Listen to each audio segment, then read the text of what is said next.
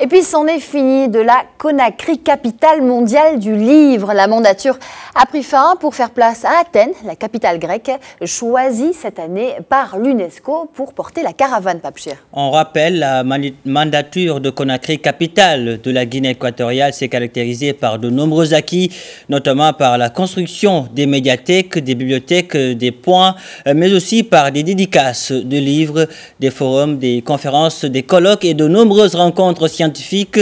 Pour en savoir plus, on retrouve sur place notre envoyé spécial, Ismaël Obianze. Et oui, personne ne voulait se faire compter l'événement et cela pouvait se constater par la mobilisation sur site de tous les Conakrykas. Et c'est pratiquement toute la capitale guinéenne qui avait le regard rivé vers la maison du peuple, ici, où tout a commencé par une imposante parade socio-culturelle et sportive. Derrière cette ambiance carnavalesque, il y a surtout que les autorités guinéennes, avec l'appui de leurs partenaires, l'OIF et l'UNESCO, affichent l'ambition de renforcer la culture de la lecture à l'école, au niveau des institutions et auprès du grand public.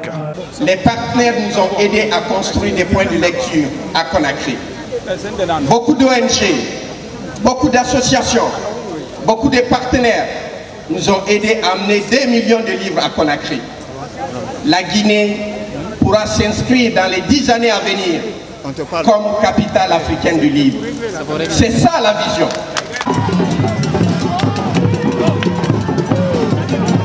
Dès cet instant, Conakry passe le flambeau à Athènes, qui a été choisie pour être la capitale mondiale du livre en 2018.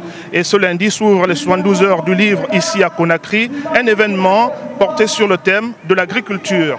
Nous y reviendrons pour établir la corrélation. Ici, Conakry, Ismaël Obianze pour Medi 1 TV Afrique.